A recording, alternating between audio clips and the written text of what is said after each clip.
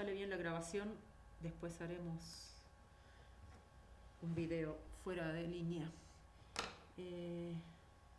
Bueno, vamos a ver entonces números racionales, como para terminar con esta unidad de enteros irracionales, y mi idea es en la clase del martes que viene hacer una video extra, digamos, o una clase extra en donde pongamos más en claro cuáles son los puntos importantes de la clase, de la unidad completa, ¿no?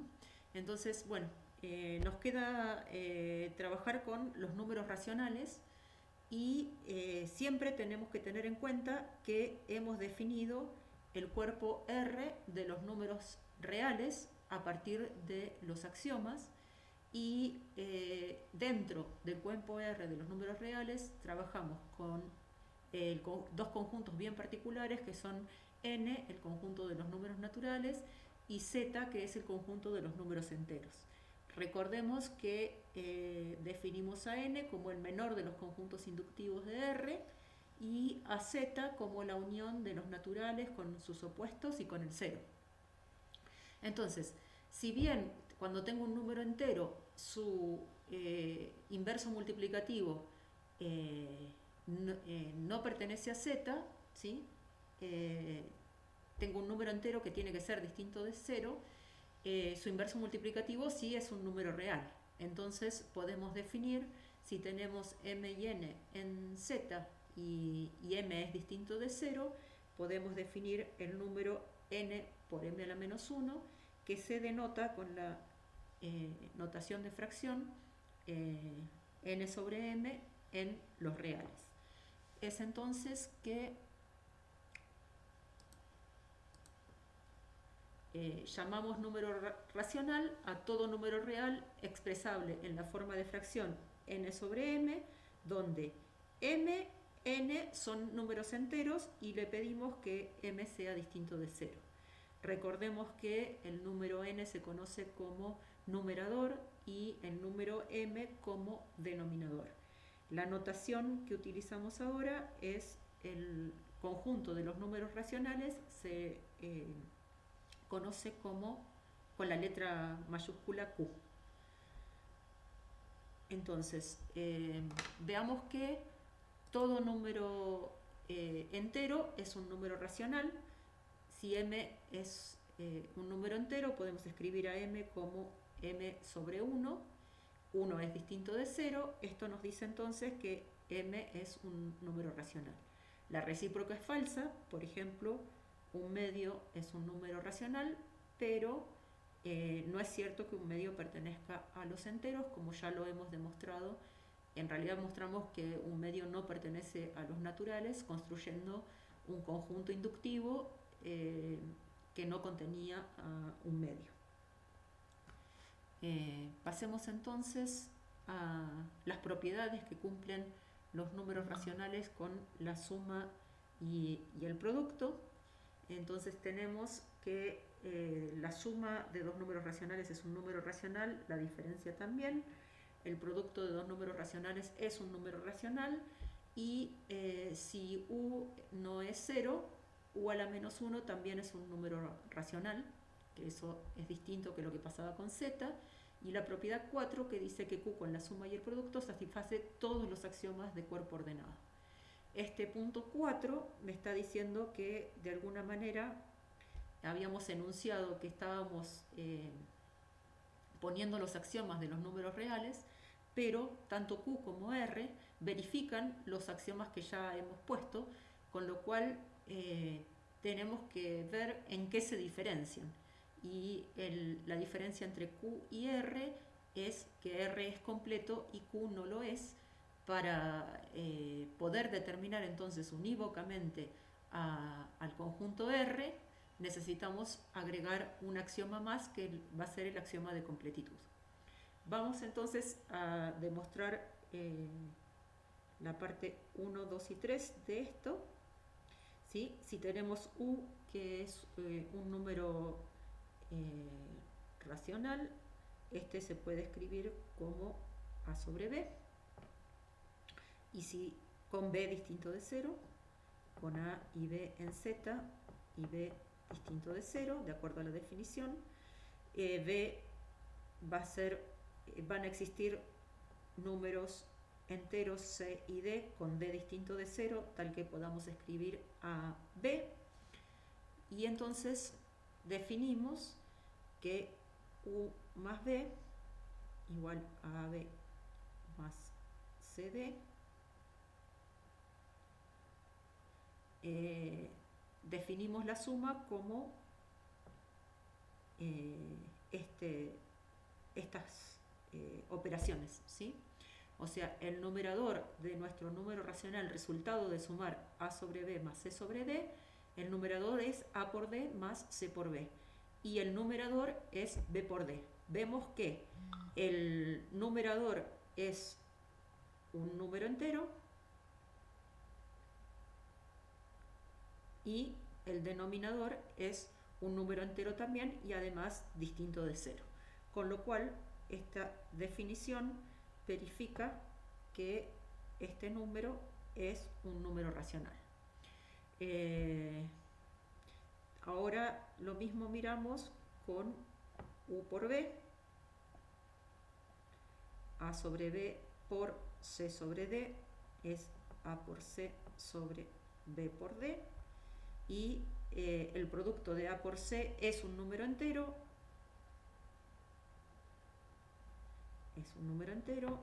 B por D es un número entero distinto de 0, entonces este número así definido es un número racional.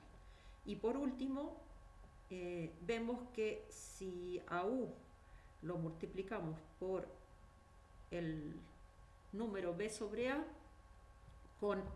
como U es distinto de 0 y era A sobre B, A es distinto de 0, entonces escribimos esto de acuerdo a la definición que dimos recién, es esto, y esto nos está diciendo que vale 1. Con lo cual, por la unicidad del inverso multiplicativo ya demostrada con los axiomas de los reales, este es el U a la menos 1 que estábamos buscando, ¿sí?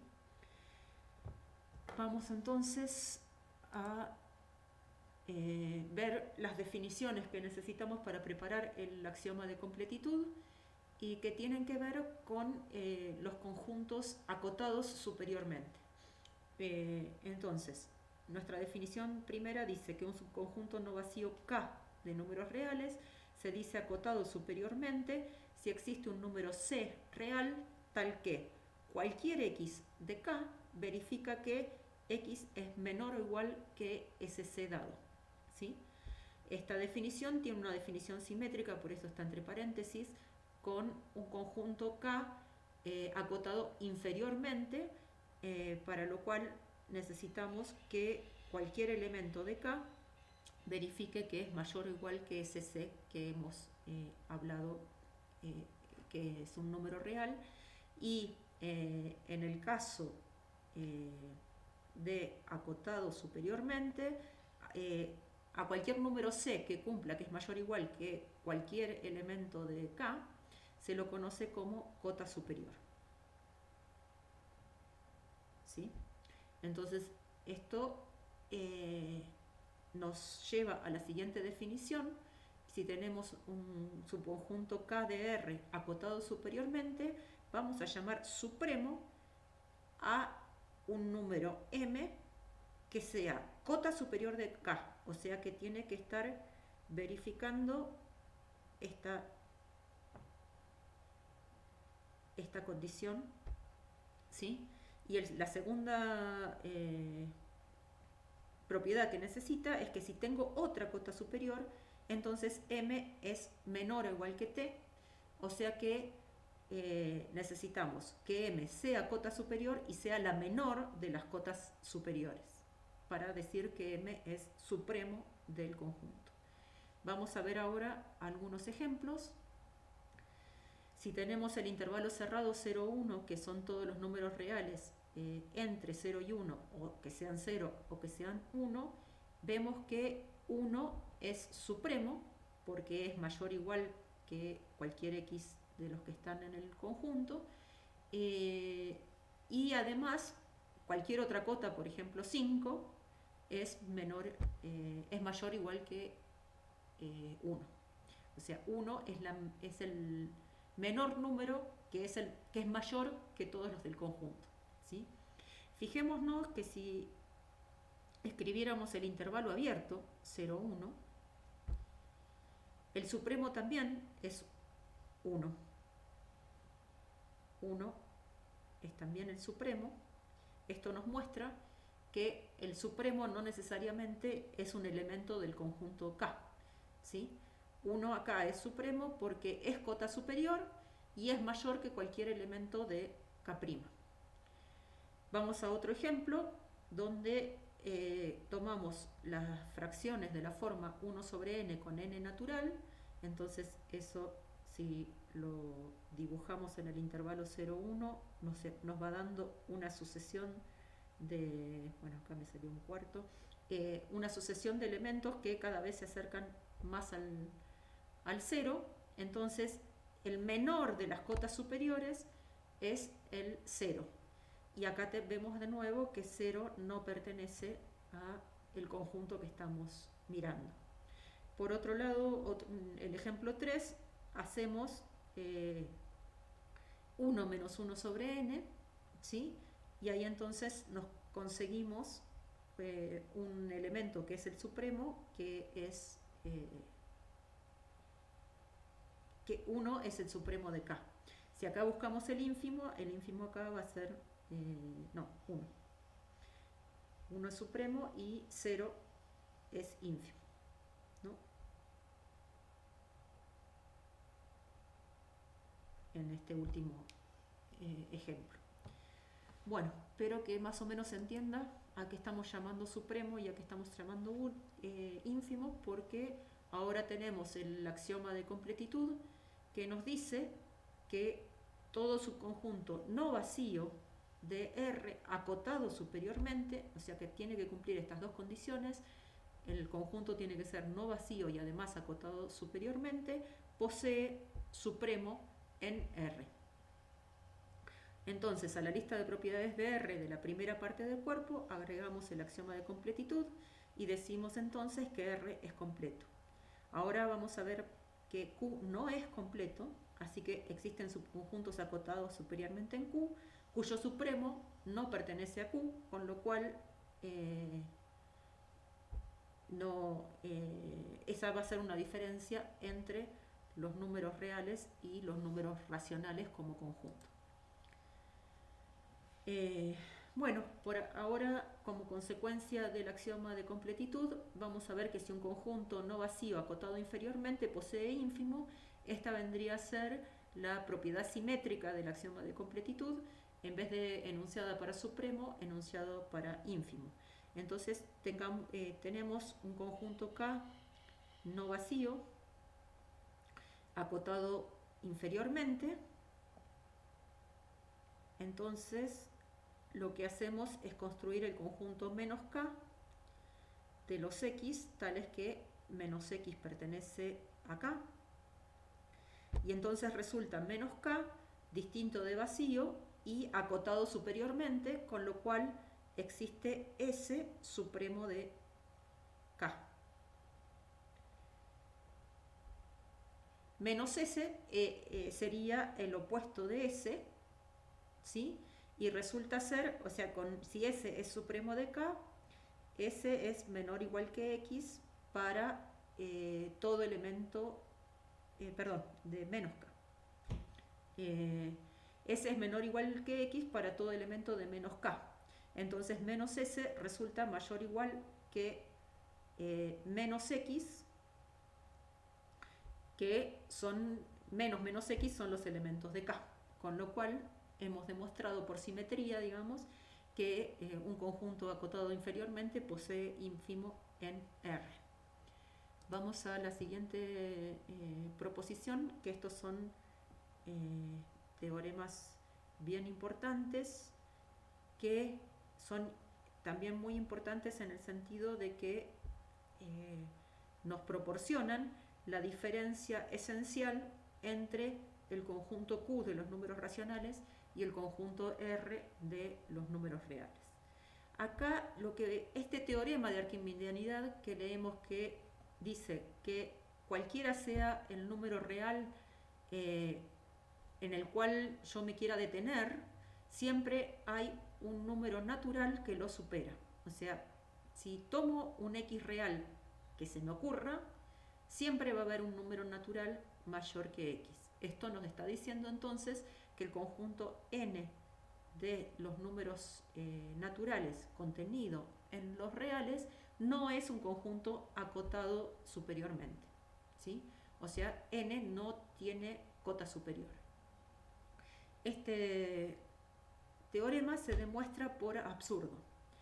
Supongamos que hay un número real que es mayor que cualquier número natural, ¿sí? Entonces, usando el axioma de completitud, va a haber un X estrella que es supremo del conjunto n. Si X estrella fuera natural, tendríamos entonces que X estrella es n, pero sabemos por ser n, el conjunto n de los naturales un conjunto inductivo, que n más 1 también es un número natural, ¿sí? Entonces sería un absurdo porque X estrella es cota superior de n. Así que X sea un número natural nos lleva a un absurdo porque no podría ser. Entonces, porque para los números naturales siempre conseguimos el siguiente. Entonces, siendo n más 1 un número natural, tenemos que n más 1 tiene que ser menor que el X estrella, pero esto me dice entonces que n es menor que X estrella menos 1, y entonces X estrella no podría ser cota superior de los naturales. Y el absurdo entonces proviene de suponer que n está acotado superiormente. Esta propiedad se conoce como la arquimedianidad de R. Vamos ahora a un par de corolarios como consecuencia de la arquimedianidad, que los vamos a utilizar en la aplicación, que es la que nos interesa para mostrar que Q y R son esencialmente diferentes gracias al axioma de completitud.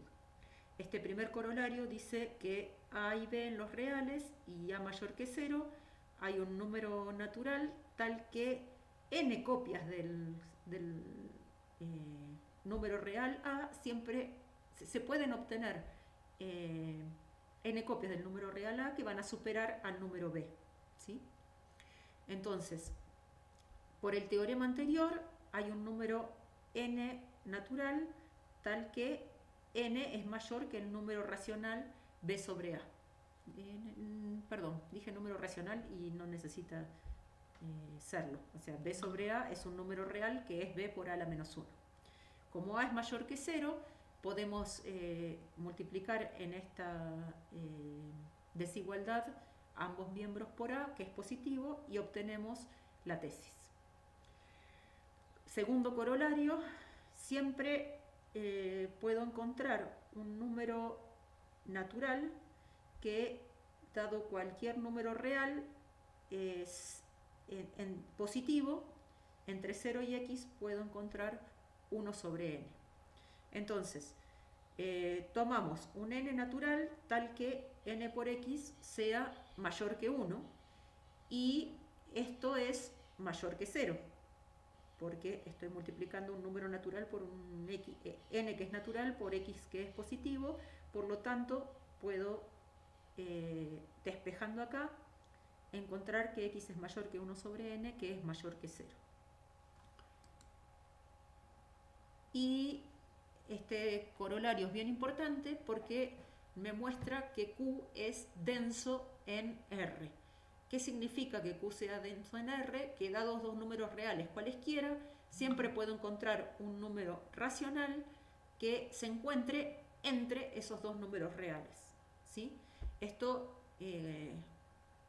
el teorema está enunciado para, existe un número racional que está entre x e y, pero la consecuencia de demostrar este teorema es que hay infinitos números racionales entre dos reales dados. Entonces la demostración dice, sin pérdida de generalidad podemos suponer que x es positivo o 0. Si fuera 0 es el corolario anterior a este que hemos demostrado recién, y entonces supongamos que x es mayor que 0, entonces tomemos un n natural que me permita escribir a 1, n por i menos x tiene que ser mayor que 1. Entonces, si tomo un t natural que n por x sea menor que t, por buena ordenación de los naturales hay un número h que es el mínimo con la propiedad de que n por x sea menor que h. Entonces, vamos a ver que n por x entonces va a resultar menor que h, va a resultar menor que i. Entonces esto lo tengo que demostrar. ¿Cómo lo demuestro? Suponiendo primero si h fuera mayor o igual que n por i, voy a llegar a un absurdo. Entonces, como 1 era menor que n por i menos x, distribuyo y obtengo que esto es menor, usando la suposición, reemplazo n por i por h y me queda acá mayor o igual.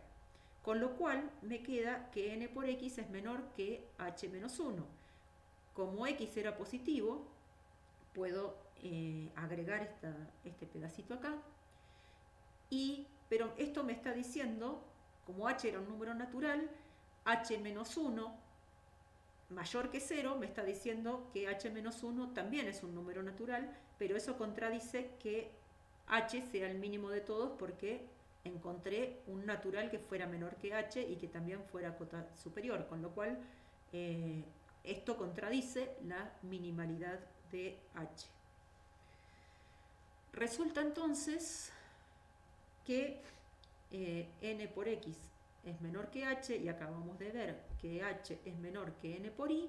Entonces puedo multiplicar los tres miembros de la desigualdad por n a la menos 1 y escribirlo con la otra notación, y obtengo la tesis.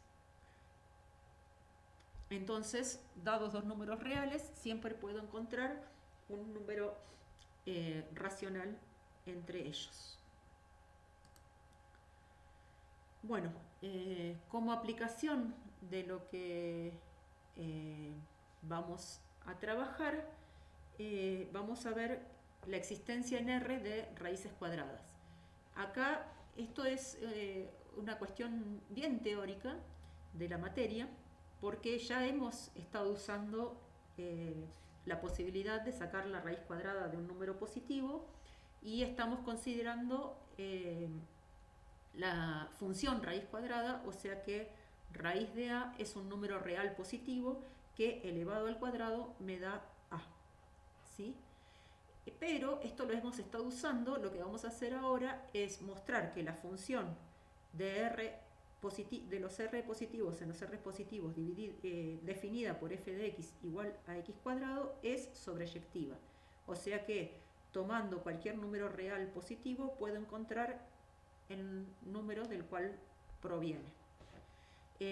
Demostremos primero que esto no es posible hacerlo en Q. O sea que si hago f', digamos, de Q más en Q más, esta función no es sobreyectiva.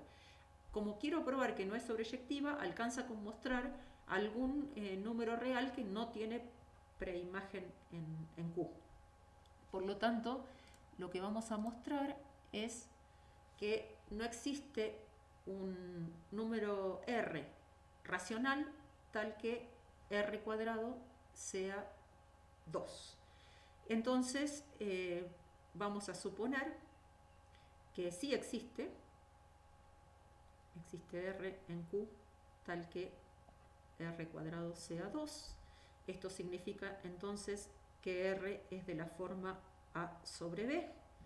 Entonces r cuadrado va a ser a al cuadrado sobre b cuadrado. Y esto vale 2. Entonces lo que tenemos es que a cuadrado es igual a 2 por b cuadrado. Voy a hacer la demostración cortita porque tenemos demostrada de la unidad anterior el teorema fundamental de la aritmética que me decía que hay una única descomposición de cada número en factores primos. Entonces, fíjense que me olvidé de decir que le pedíamos a A y a B que fueran enteros coprimos, ¿sí? Fíjense qué pasa con este 2. Si B tuviera como factor al 2, acá aparecería una cantidad impar de veces el 2 y acá aparecería una cantidad par de veces el 2, lo cual contradice el TFA, ¿sí? Por lo tanto, se produce un absurdo y esto quiere decir que el número 2 no tiene una preimagen en los racionales positivos. Bien, entonces tenemos acá una demostración que la saqué de esta página web. Quiero agrandar y no me deja. Uy, deshacer. Ahí está. Ahí tienen para... No se ve lo que hice en la tablet. Bueno, después lo... Espero que esto no me impida. Sí, bueno. Ahora se los pongo bien, se los copio bien la dirección de la página web, que no es ninguna de las bibliografías que estuvimos usando, pero que hacía que lo bueno de esta demostración es que era más cortita que la que está en el Gentile, si no pueden ir y mirar la del Gentile. ¿Qué dice este teorema? Tenemos un número real positivo y queremos ver que hay un número positivo que elevado al cuadrado vale a, ¿sí? Lo que va a pasar es que puedo asegurar que alfa es real, lo que no puedo asegurar es que alfa sea racional, que es lo que vimos recién. Entonces al alfa este se lo llama raíz cuadrada de a y se lo denota de esta manera. ¿Qué vamos a hacer? Armamos dos conjuntos, el a y el b, donde en el conjunto a tengo los reales positivos, tales que su cuadrado es menor que a. Y en el conjunto B tengo los reales positivos cuyo cuadrado es mayor que A. Entonces, como A es positivo, ¿sí? Vemos que 0 pertenece a A porque es un número mayor o igual que 0 que cumple con esta parte, ¿sí? O sea que A es distinto de vacío. Y como a más 1 al cuadrado es mayor que a más 1 es mayor que a, obtenemos que b es distinto de vacío, ¿sí? Además, vamos a usar esta igualdad que proviene de la diferencia de cuadrados, que x cuadrado menos y al cuadrado es x más y por x menos y, ¿sí? Entonces, veamos que si x es mayor que y, ¿sí? Esto es positivo y esto es positivo porque x es mayor que 0, entonces esto va a resultar positivo por ser la multiplicación de dos positivos. Y para la vuelta, si x cuadrado menos y cuadrado es positivo, me está diciendo entonces que este es positivo y que este es positivo, con lo cual x es mayor que y. Esto demuestra entonces que x mayor que y implica que x cuadrado es mayor que y cuadrado y recíprocamente, si x cuadrado es mayor que y cuadrado, x es mayor que y. Entonces, ¿por qué necesitamos esta desigualdad? Porque de la forma en que habíamos definido a y b, tenemos que a es un número que está entre x cuadrado e y cuadrado, con lo cual como x cuadrado es menor que y cuadrado, resulta, por lo que dijimos recién, que x es estrictamente menor que y. ¿Sí? Ahora, volvemos a agarrar el conjunto A y el conjunto B y usamos el axioma de completitud en R. ¿Sí? Entonces, el conjunto A tiene un supremo, al cual vamos a llamar alfa, y el conjunto B tiene un ínfimo, al cual que resulta ser el mismo alfa y que es menor que cualquier i que pertenezca a B. Entonces lo que tenemos que hacer es demostrar que este alfa, cuando lo elevamos al cuadrado, nos da A. Bien, acá es fundamental nombrar que si esta demostración la estuviéramos haciendo desde el punto de vista del cálculo, del análisis, simplemente estaríamos usando la noción de límite. Como acá estamos en la materia álgebra y no contamos con la noción de límite ni nos interesa a los algebristas mucho la definición de límite, lo que vamos a hacer es usar la tricotomía del orden en los números reales, que dice que un número, cuando comparo dos números, tengo tres posibilidades: igual, mayor o menor, pero una sola de las tres es posible. Con lo cual, vamos a descartar las posibilidades de que alfa cuadrado sea mayor que a y que alfa cuadrado sea menor que a, quedándonos entonces con la posibilidad de que alfa cuadrado sea exactamente a. Entonces, la demostración va por absurdo para los casos alfa cuadrado menor que a, y acá tenemos que hacer algunas cuentitas. Tomamos un épsilon que está entre 0 y 1, como épsilon está entre 0 y 1, épsilon al cuadrado es menor que épsilon, ¿sí? Y entonces cuando hacemos alfa más épsilon al cuadrado, esto nos da alfa cuadrado más 2, el cuadrado del primero, doble producto del primero por el segundo, el cuadrado del segundo, ¿sí? Pero utilizando esto, obtenemos acá que esto es menor que alfa cuadrado más 2 alfa más 1 por épsilon. Si además épsilon es menor que toda esta cuenta, haciendo acá unos manejos algebraicos, obtenemos que alfa cuadrado que nos queda, que podemos acotar por a menos alfa cuadrado, que es lo que está acá. Entonces, al hacer alfa cuadrado más a menos alfa cuadrado, obtenemos a. Así que hemos mostrado que alfa más épsilon pertenece a, pero habíamos dicho que alfa era cota superior. Entonces acá tenemos una contradicción que nos muestra que el caso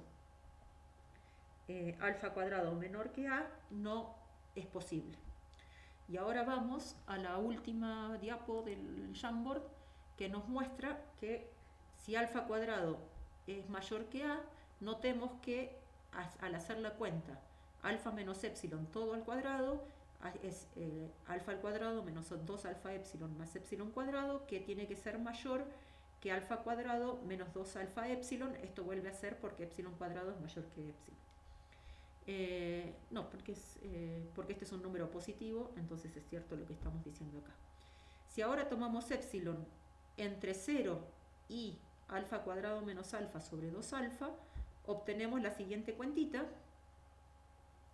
y nos quedaría que alfa menos épsilon al cuadrado es mayor que a, pero entonces alfa menos épsilon sería una cota inferior del conjunto B, lo cual contradice que alfa sea cota inferior del conjunto B. O sea que acá volvemos a obtener una contradicción,